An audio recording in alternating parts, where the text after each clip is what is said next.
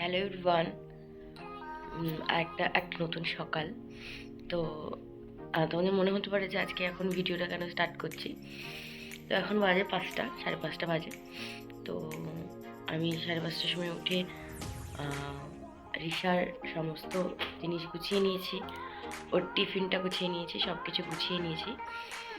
তো আজকে Risha first time মানে স্কুল যাবে। আগে প্রি স্কুলে পড়তো, এখন মেন স্ট্রিম স্কুলে Risha first day of school.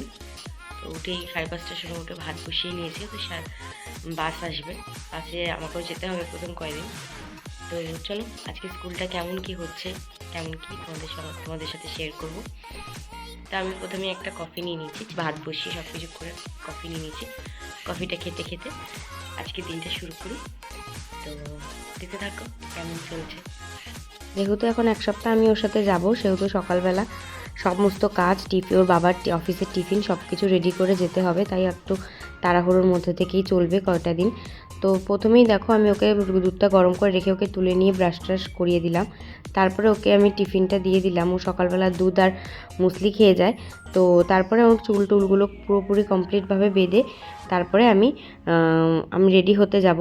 R ready হওয়ার ক্লিপগুলো আমি নিতে পারিনি, তার কারণ হচ্ছে তখন ভীষণ রাশের মধ্যে ছিলাম। উপরেও বিছনা বিছনা কিছু তোলার ব্যাপার ছিল, সেগুলো করে ঘরটরগুলো ঝাড় দিয়ে ম্যাক্সিমাম কাজ সেরেই যাচ্ছি। তো ছোটোবেলা থেকে রিশা দেখে বড় হয়েছে যে আমরা যখনই কোথাও বেরাই আম্মাকে বম্মাকে সবাইকে প্রণাম করে বেরাই, আমার শ্বশুরমশাইকে। তো সেই জন্য ও শিখে গেছে, ও প্রণাম করে বেরোয়। তো তারপরে এখন 6:30 বাজে, মানে 6:30 বাজে আমরা বেরিয়ে পড়লাম। তো ওখানে এসে দাঁড়িয়ে আছি। তারপরে বাসের ক্লিপগুলো আর নেইনি। তো তারপরে এবার আমরা স্কুলের সামনে চলে এসেছি। স্কুলে ঢুকেও গেছে, ও কোনো কান্নাকাটি করে না, কারণ যেহেতু প্রি স্কুলে পড়তো তাই অসুবিধা নেই। ছুটির সময় দেখো সবাইকে ঢুকতে দিয়েছে, আমি সেকশন বলে ঢুকে পড়লাম। তো দিব্যও ব্যাগ নিয়ে দেখলাম বসেছিল, ও আমাকে দেখে বেরিয়ে এলো। তারপরে এসে একটুখানি পার্কে খেলা টেলা করে আমরা গাড়িতে উঠে পড়লাম। এসেই তো ঘরটার মোছা সব কিছু কমপ্লিট করতে হতো আমাকে। তো তাড়াতাড়ি করে কমপ্লিট করে নিয়ে আবার খাইয়ে দেয়, ওকে ঘুম পাড়াতে হবে, তাহলে তাড়াতাড়ি উঠলে আবার রাত্রেবেলা তাড়াতাড়ি ঘুমাবে। যেহেতু সকালবেলা আবার যেহেতু অনেক তাড়াতাড়ি উঠতে হয়, তো নিচের ঘরটারগুলো প্রথমেই ড্রেসটা চেঞ্জ না করেই মুছে দিলাম, জাস্ট মেয়ের ড্রেসটা চেঞ্জ করেছি। তারপরে আমি বারান্দা রান্নাঘর সমস্ত পরিষ্কার টরিষ্কার সকালেই করে গেছিলাম, এসে জাস্ট ঝাড় দিয়ে মুছলাম। তারপরে মনে হলো গাছের পাতাগুলো একটু পরিষ্কার করে দিই, তো গাছের পাতাগুলোকেই সেইভাবে পরিষ্কার করে দিয়ে আমি আস্তে আস্তে সমস্ত কাজগুলো সেরে নিচ্ছিলাম।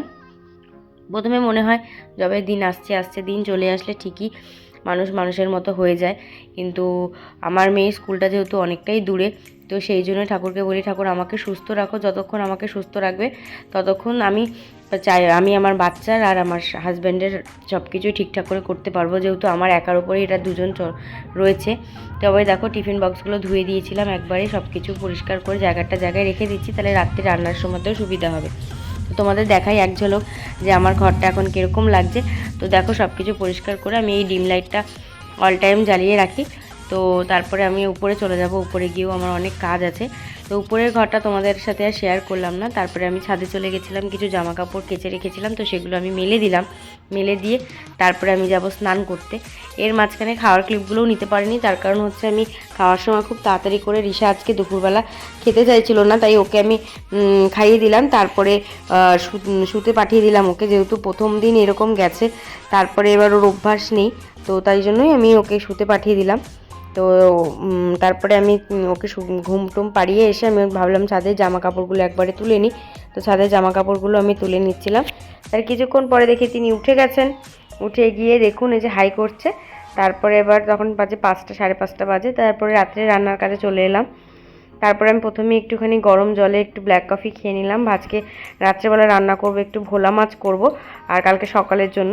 আর বাদবাকি এসে দেখি যে তিনি একটা হাতে ব্যান্ডেড লাগিয়ে চলে এসেছেন, যে আমার হাত কেটে গেছে। যদিও সেটা মিথ্যা কথা ছিল, মানে আমাকে একটুখানি প্ল্যান করে প্র্যাঙ্ক করছিল।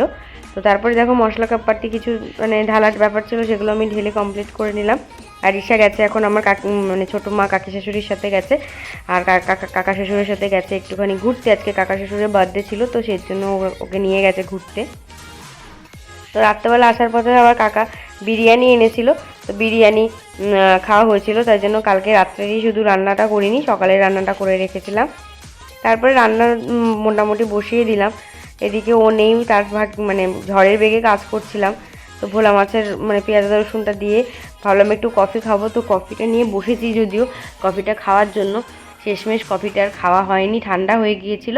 তো চলো তোমাদের রান্নাটা দেখাই কেমন কি হলো। তো এই যে আমার রান্না কমপ্লিট হয়ে গেছে, তারপরে এসে ভাবলাম কফিটা খাবো, তো এসে দেখি যথারীতি কফিটা ঠান্ডা হয়ে গেছে। তারপরে ভাবলাম যে ফ্রিজে কতগুলো মেথি শাক ছিল, মেথি শাক ভাজা করব কালকে সকালবেলায়, তাই জন্য কুটে বেটে সব কিছু রাখলাম। এর মধ্যে আমার কন্যা চলে এসছে, খাবার দাবার খেয়ে নিলাম আমরা 10টার মধ্যে, খেয়ে আমরা রাত্রে 10:30টার মধ্যে শুতে চলে গেলাম। তো এই ছিল আজকের ভিডিও, তোমরা দেখে নিয়েছো ভিডিওতে কোন স্কুলে পড়ে, যারা যারা ভিডিওটা দেখছো অবশ্যই কমেন্ট করে যেও তোমাদের চোখে পড়েছে কিনা। দেখা হবে নতুন কোনো গল্পে, নতুন কোনো ভিডিও, ততক্ষণ ভালো থেকো, সুস্থ থেকো।